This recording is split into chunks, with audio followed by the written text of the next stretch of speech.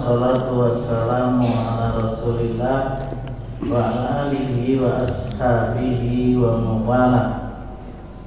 Asyhadu an la ilaha illallah wahdahu la syarikalah wa asyhadu anna Muhammadan abduhu wa rasuluh. Wassallallahu ala Muhammad wa ala alihi wa sahbihi ajmain. Jamaah Qiyamul Ramadan Masjid Al-Muslimun yang dimuliakan Allah. Alhamdulillah kita berada di hari-hari yang sangat dimuliakan oleh Rasulullah. Kita tidak tahu dan Allah juga tidak memberitahu kapan datangnya malam Al-Qadar. Itu adalah rahasia.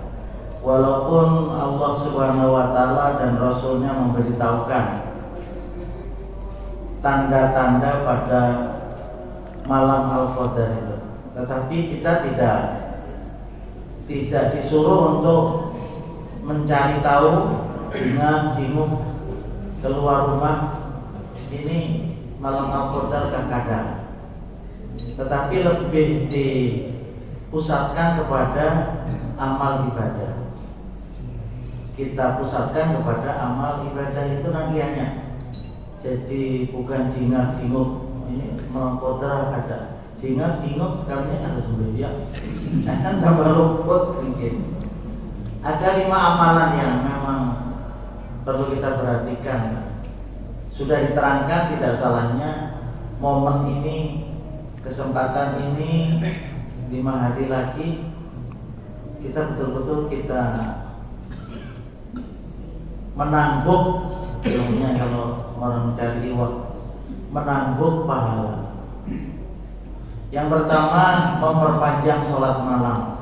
Alhamdulillah kita sudah sholat isya, sudah sholat ba'diyah isya, berzikir, sholat Qiyamul Ramadan atau tarawih, kemudian nanti akan dilanjutkan sholat witir. Kemudian nanti malam kita disunahkan lagi untuk mengerjakan sholat. Apakah itu disebut dengan sholat mutlak? Bisa juga disebut sholat malam. Ada juga karena bangun tidur lalu disebut dengan tahajud. Seapa kita hendak 2 rakaat, ampe silakan. 2 lagi, berjamaah dengan umatnya di rumah, bagus. Atau mungkin ada yang mau ke masjid iktikaf sebagian, walaupun tidak 10 hari berturut-turut di masjid berdiam, sebagian ada yang sejam. Tapi kita ini sudah berdiam di masjid sudah berapa menit? Ini sudah termasuk iktikaf yang sebagian.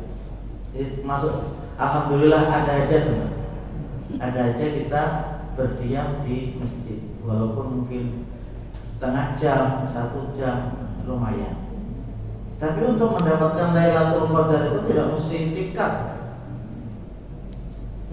Dimanapun kita berada, kalau kita beribadah, maka ibadah itu sama halnya seperti orang beribadah 83 tahun, 1000 bulan. Luar biasa. Kalau malam 25 ini kita tidak tahu, maka kita taklim ini, pahala taklim ini itu sama dengan taklim 84 tahun. Nah, ini adalah merupakan karunia yang luar biasa. Ada orang yang memberikan penjelasan, amal kita itu kan banyak, dilipat gandakan oleh Allah. Karena kita ini terus terang saja banyak. Ulun ini umur 65 tahun, Bapak. Yang rajin beribadah itu berapa tahun? Ada yang rajin beribadah mulai masjid ini dibangun, sebelumnya tahun. Mungkin ada yang mulainya umurnya sudah 70 tahun. Maaf lah kadang menunjukkan tua kan. Hanya 5 tahun bina rajin, syukur juga rajin. Sebelum pensiun baru bilang aja kelakuan. Sudah pensiun lalu ada peringatan dari Allah, alhamdulillah saja. Apa lagi kita beribadah? Punya umur ulun 65 tahun, 65 tahun beribadah kada sipagatan. Ada mungkin. Itulah makanya Allah memberikan kemuliaan kepada kita. Allah itu tidak ingin kok hambanya itu masuk neraka, itu nggak ingin. Jadi menanggung pahala yang seperti demikian luar biasa loh. Itu pun tidak mampu untuk membeli surga. Tak mampu, Pak. Kenikmatan surga itu luar biasa. Rasulullah yang pernah menuju ke Mustawa sampai ke Sidratul Muntaha itu diperlihatkan, sebagai ulama bukan diperlihatkan, masuk Rasulullah itu ke surganya. Bahkan ketika itu melihat Bilal berjalan ketipak-ketipak. Jadi ini sandalnya Bilal ini. Kan sandalnya ada ketahuan ketipak itu Bilal itu. Nah, berarti itu Rasulullah dalam surga. Baik Bilal apa? Malah nikah itu sehingga aku mendengar kamu di surga.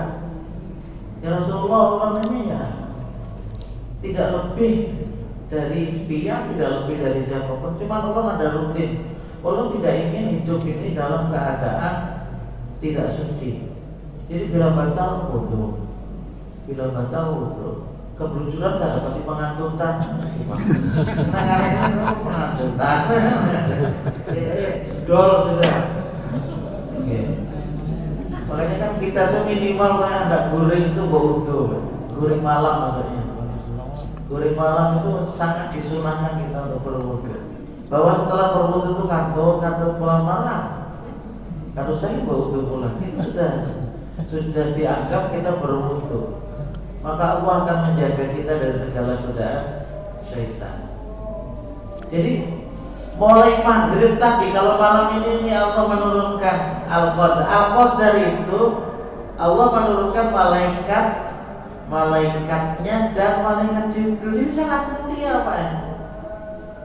Bahkan ada peneliti bagian perbintangan itu melihat bahwa ketika malam Al-Qadar itu cahayanya luar biasa. Dia ahli di bidang astronomi. Jadi pokoknya malam Al-Qadar itu sehingga masuk Islam itu. Jadi cahayanya itu luar biasa. Diperlihatkan kepadanya karena memang ahli di bidang di bidang cahaya-cahaya yang ada di alam semesta. Alam semesta ini luas loh, Pak. Luas sekali. Makanya kalau Allah mengatakan bahwasanya arsy itu luasnya seluas langit dan bumi. Sementara langit itu sendiri itu 7 petala langit, coba. Biar bisa dibayangkan loh luasnya itu. Kalau kita yang masuk surga, setiap surga itu luasnya situ namanya 60 mil, coba. 60 mil itu Pak, diperkirakan segi 4 itu terdiri dari luasnya 100 pak, coba. Berisi istana 100 pak, sekong orangnya 100 pak. Berapa luasnya? Dan luasnya langit dan bumi itu ketika hari kiamat itu diwarisi oleh Allah, karena ampun Allah. Lalu jadilah luasnya surga itu. Walaupun memang surga sudah diciptakan. Jadi memang ya luas alam semesta. Kalau hanya satu orang mendapatkan istana 100 pal. 100 pal itu mulai Danau Panggang sampai Lapikok. Soalnya nggak ngerti. Coba bayangkan berapa isinya itu, coba. Isinya iwak wadi berapa? Waluh berapa di Alabiur? Banyak, harganya mahal. Bagaimana seseorang bisa sehingga ketika itu Rasulullah melihat kenikmatan di surga, tidak pernah melihat di dunia, mendengar kenikmatan di surga, tidak pernah mendengar di dunia. Hatinya pun juga merasakan betapa nikmatnya surga. Tidak pernah merasakan hati itu kenikmatan di dunia. Jadi luar biasa. Ini kok ada orang yang kadang dari surga itu gimana? Jadi lopok, Pak. Nah, jadi makanya yang pertama sekali adalah bagaimana ya kita berupaya, walaupun tidak mungkin kita, tapi jangan berpikir bahwa di rumah kemudian tidak ada Lailatul Qadar itu kemana saja ada, Pak. Kemana saja. Mudah-mudahan ketika malam itu kita tidak berbuat kemaksiatan, tapi kita berbuat kebaikan. Itu kan seperti itu. Itu yang pertama. Yang kedua, memperbanyak sedekah. Artinya ya kemampuan kita bersedekah mengisi apa tadi kekurangannya berapa juta tadi itu tanggung jawab kita. Bagaimana Muhammadiyah kan punya proyek, punya amal usaha kepada kita. Amal usaha itu kan sebagai tempat kita beramal, masing-masing punya, Pak. Kita bisa juga mengharap kepada cabang yang lain, pada ranting yang lain. Tetapi bahwa tanggung jawab masjid ini tanggung jawab kita sebagai amal usaha. Amal usaha kita yang menjembatani kita untuk menuju ke surga, yang amal usaha ini. Allah juga tidak menghendaki semua harta. Wa mimma razaqnahum yunfiqun, dari sebagian apa yang aku rezekikan belanjakan. Nah, itu perlu juga nanti kita mengetahui keutamaan bersedekah. Subuh tadi ceramah di kajian tentang bagaimana keutamaan sedekah itu luar biasa. Kemudian yang ketiga, itikaf Rasulullah itu, Pak. 9 tahun berpuasa itu ya setiap tahun itikaf. Berdiam di masjid tidak pulang. Ya, kebetulan rumah Rasul kan bukan dempet. Rumah Rasulullah di sebelah kiri masjid itu rumah Rasul. Di situ dengan Aisyah. Nah, jadi ya dekat. Jadi kita ke masjid gitu selama 10 hari. Nah, biasanya di kita ini ya ada lah orangnya seperti itu. Tapi yang paling banyak melakukan biasanya jamaah tabligh. Jamaah tabligh itu rajin itu.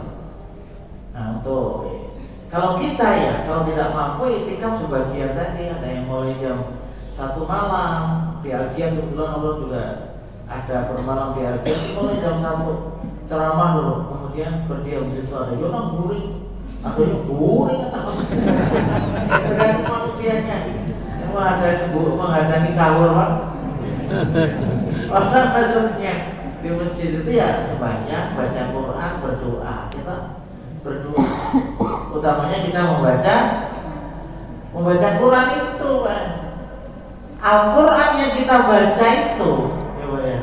Karena memang kalau kita nggak sungguh baca Al-Quran, apakah itu menghafal ataupun dengan baca Qurannya sendiri, itu kan kesungguhan, Pak.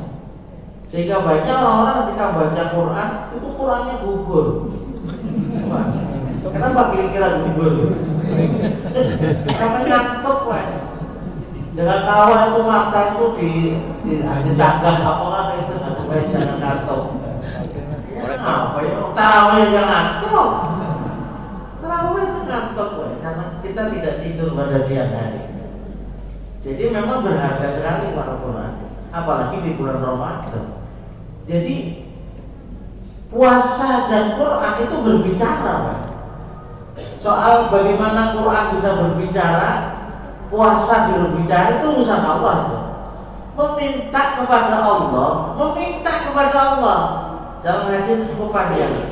Ujar Al-Quran, ya Allah ya Tuhanku, ini orangnya yang baca Quran ini itu luar biasa, menahan ngantuk sehingga dia sampai baca Quran. Ya Allah, berikanlah syafaat kepada orang yang baca Quran. Jadi Qurannya sendiri berbicara. Nah, Qurannya kan jadi saksi. Nah, bagaimana bentuk bicaranya, wallahu a'lam. Kemudian puasa juga begitu. Puasa ini kan berat, Pak. Kita mulai pagi itu menghadani minum, menghadani makan daging kambing. Kita gitu. Nah, coba. Kita tuh kemampuan kita tuh luar biasa. Nah, kalau tadi ada baca seorang pastor menasihati ke jamaah, coba tiru orang Islam itu. Bagaimana mereka itu luar biasa kepada Tuhannya di dalam beribadah. Mereka kagum, Pak. Mereka kagum. ada di WA, siapa kan mengirimin menyariki bubuanan ini bubuanan jamaahnya, jemaatnya. Kalian ini kan apa lalu yang masuk ke gereja pakai sandal, pakai sepatu, itu orang Islam melepas sandalnya, sujud, ruku. Jangan-jangan kalian tidak mampu melakukan itu. Sebelum sembahyang mereka pada membasuh dulu, suci dulu badannya. Mampu tidak kita seperti itu? Ini ada seorang pastor itu memuji-puji keluar biasa tentang itu, apa maksudnya nggak tahu, tapi dalam artian bahwa kita ini bersyukur, Pak. Kenapa? Karena memang kita tuh memerlukan ibadah. Jadi di samping kita melakukan hal-hal yang sifatnya keperluan dunia, itu hati itu memang mencari bagaimana dia bisa mengabdikan kepada Tuhannya, dan yakin bahwasanya kita ini diciptakan oleh Allah Subhanahu wa taala dan kita dikekalkan oleh Allah Subhanahu wa taala. Kalau Allah itu memang al-awwal, al-akhir, maka awal tiada berawal, akhir tiada berakhir, itu Allah. Kalau kita ada yang mengadakan Allah, kemudian kita juga dikekalkan oleh Allah, jadi kita tuh nggak bakalan habis hidup ini. Itu yang keempat. Yang kelima, apa? Membaca doa. Allahumma innaka afwun tuhibbul afwa fa'fu anni. Itu penting, berkali-kali kita baca yang maghrib, setelah sholat isya, setelah sholat tarawih, setelah tarawih, tahajud malam, kita baca. Ya Allah, sesungguhnya Engkau itu adalah Maha Pemberi Maaf. Sebagian ulama mengatakan pemberi maaf itu dihapus, Pak. Bukan hanya sekedar ini dosa kemudian diampuni, tidak. Ini dosa dihapus. Allah itu penghapus dosa. Allahumma innaka afwun tuhibbul afwa. Engkau mencintai keampunan, ya Allah. Fa'fu anni, ampunilah ulun ini. Siapa yang tidak pernah merasa berdosa? Kita itu ada hati juga bisa berdosa. Lisan juga berdosa. Amal perbuatan apalagi. Jadi kalau dirinci itu ratusan dosa loh, Pak. Akibat dari lisan, akibat dari hati, akibat dari amal perbuatan. Jadi nggak bisa kita lepas dari dosa. Sementara kita ingin suci di hadapan Allah Subhanahu wa taala, nggak bawa dosa, nggak bisa masuk surga itu membawa dosa, nggak bisa. Oleh sebab itu kita banyak-banyak memohon ampun kepada Allah Subhanahu wa taala, ataupun amal-amal perbuatan itu seperti puasa, seperti wudu, seperti sholat, seperti berinfak, itu semua implikasinya bagaimana dosa-dosa kita itu diampuni oleh Allah Subhanahu wa taala. Mudah-mudahan jemaah Allah Subhanahu wa taala menjadikan kita orang bertakwa di dalam melaksanakan ibadah puasa ini. Insyaallah pada Sabtu lagi Ulun akan menyampaikan, walaupun sudah mulai mungkin mendengar, tentang apa sebenarnya berkah itu. Hadanallahu wa iyyakum ajma'in. Subhanakallahumma wa bihamdika, asyhadu an la ilaha illa anta, astaghfiruka wa atubu ilaik. Assalamualaikum warahmatullahi wabarakatuh.